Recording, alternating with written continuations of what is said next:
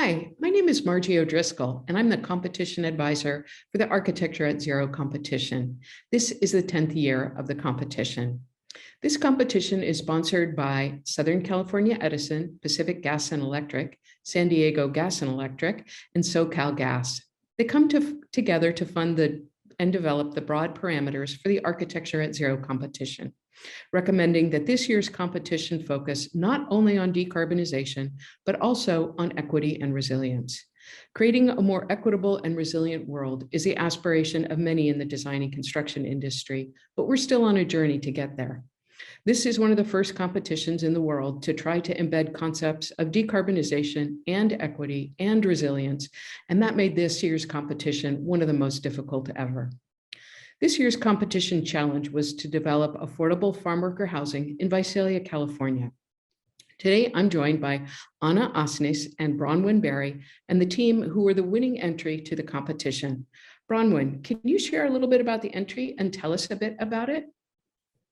Which really optimized the efficiency from both the standpoint of the building construction itself, but also from the developing of the renderings and the competition entry. It made for quite a simple scheme. And we really looked specifically at this climate and optimized all the assemblies and the building envelopes to really work specifically for Central California climate. And I was very honored to be joined by a couple of other team members. We had a very small, tight team. We had 4 of us, myself primarily doing all the architecture and design work. I had an intern, Stefan Sanborn, who did some of the prelim rendering and modeling and massing studies. And I had Steve Mann, was brilliant at modeling and together to optimize.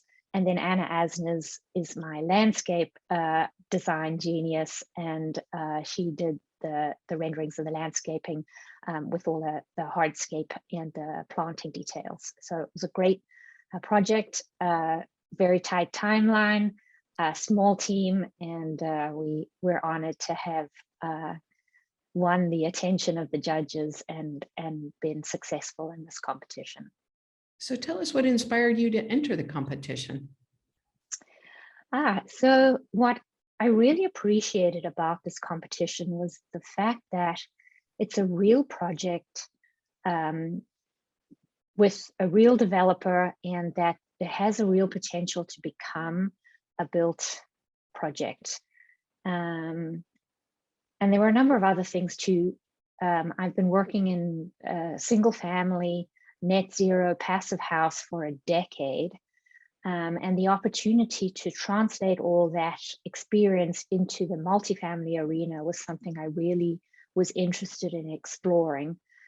And then the third thing is that this model is based on a design scheme that I've been working on, which scales from a small ADU up to a 4-plex and a 3-plex. And the competition provided exactly the opportunity to really build out that multifamily version of it and really see how it worked at the neighborhood scale. So it was really interesting on multiple levels for me and for my firm.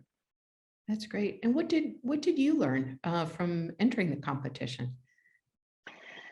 So a number of things were really fascinating for me. This particular climate zone, modeling and doing the energy model for Central California has a really interesting energy balance, because the Central Valley has a little bit more cooling load than heating load, but it's quite a close tie between those. And how to optimize the building envelope for that specific climate was something that I found quite interesting. And the magic was in making the foundation still remain coupled to the ground, which allowed us to really utilize the passive cooling of the earth for these for this particular model and for this location. So that was really interesting, the energy balance. The second thing that was really fascinating, these multiplex buildings, people think that they're harder, and I actually found once we scale to 4 and 6 units, we only needed 11 solar panels to zero out those units, which this design actually has space for another 17 panels on the roof. And I'm really fascinated by the fact that this subdivision could actually become a power plant, because I have so much additional roof space available. Once battery storage becomes really a little cheaper, these developers now have the opportunity to really become much, cheaper energy generation providers, and they could power not only this neighborhood, but the neighborhood next to them or the shopping center down the road. So I think it was really fascinating, and I'm very excited to see how we can explore that potential in these design schemes. That's so interesting. I'd like to ask you and Anna together, what advice might you have for someone entering the competition next year? Anna, why don't you start with that one? Yeah, I think go for it. So if you have any ideas you want to bring to the world, don't be shy and spend a little bit more time on it. And maybe that's a weekend or 2 or 10, but do it. Like Bronwyn contacted me not long time before the end of the, before the due date.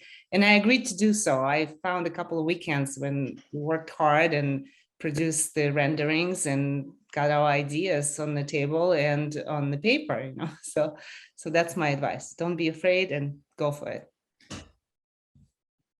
Anything to add to that, Bronwyn? Sure, and Anna's outing me for not having contacted her earlier.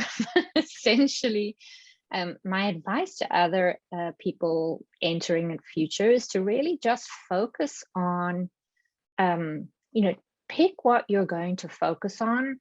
So for your rendering, know what, what perspective that you're going to really focus on, and make it connect to your narrative and your energy modeling story.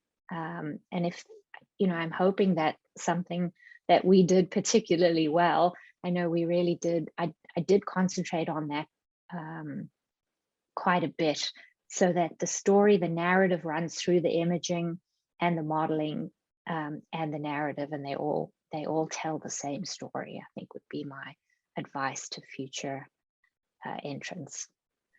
That's terrific advice. Thank you so much, Bronwyn and Anna, for your time. Congratulations to Passive House for winning the 2021-22 Architecture at Zero competition. Good luck to you both. Thank you. Thank you. Thank you.